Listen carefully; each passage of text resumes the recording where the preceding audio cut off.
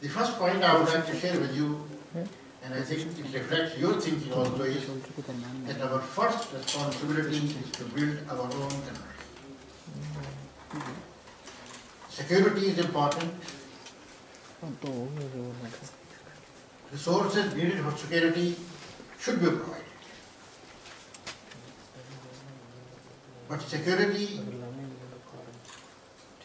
can really be taken care of in the context of both political stability and economic strength.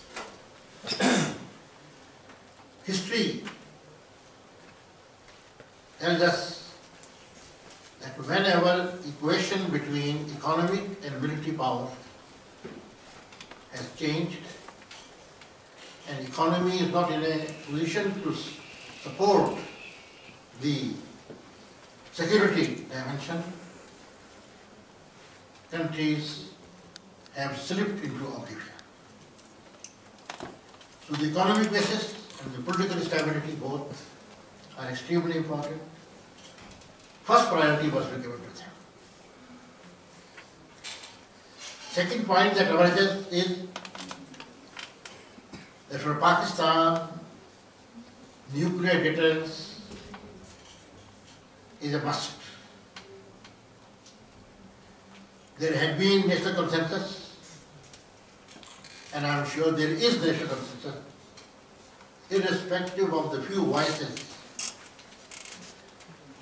that have been unfortunately raised. This is part of the price we have to pay for freedom. But the national conscience has never accepted that, and such observations from however high-ups have come, they have been challenged and they have dissolved within air. Because our independence, our sovereignty, our identity,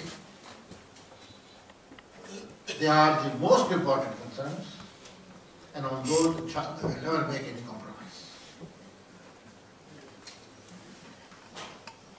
The concept of nuclear deterrence, the minimum nuclear deterrence has come up again and again. I think it's a very real issue. It's not a game of numbers. It depends upon the changing threat situation. And unless we are conscious of the threats, the security paradigm has to respond to them. In my view, there is no contradiction between conventional and the nuclear, although they are very closely related, complementary. One cannot substitute the other. Yet, one has to take care of the other. And there are important consequences and implications for the rest. That type of exercise should always be an ongoing exercise. Minimum deterrence is a dynamic phenomenon. And that is why I would like to join my panelists in emphasizing that development is an integral part of that process. Maintenance of status quo and just the idea of safety of the weapons or the assets is only part of the problem. The other part, of course, is the development and the evolution which should always take place. And I think I am not far wrong when I say that if you calculate in terms of the monetary cost of conventional deterrence and nuclear deterrence, the cost of nuclear deterrence falls less. And from that viewpoint, we have to keep all these dimensions in view when we are developing our security paradigm and our responses to the threats that are from within as well as from without. I think another very important area which has been rightly touched upon by Dr. Zafar as well as Ambassador Tariq relates to the development of the nuclear technology projects for a peaceful process. Because of the scale, the targeting that has been done in Pakistan, somehow we have not been able to really explore and aware of the opportunities that exist in this respect. Yes, Pakistani incident is very tragic,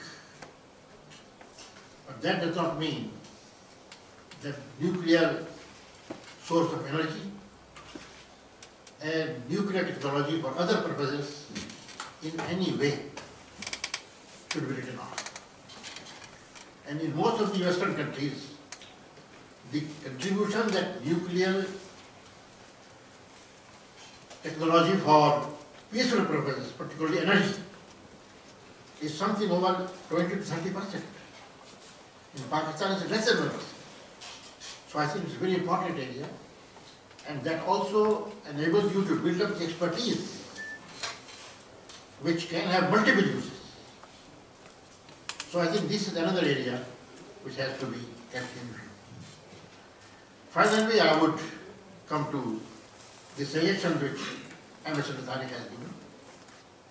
I think they are very valuable contributions of this seminar, and we will try our best to project them, make them available to the policymakers, and I hope that sets the agenda for our diplomats and participants for the forthcoming conference on Summer.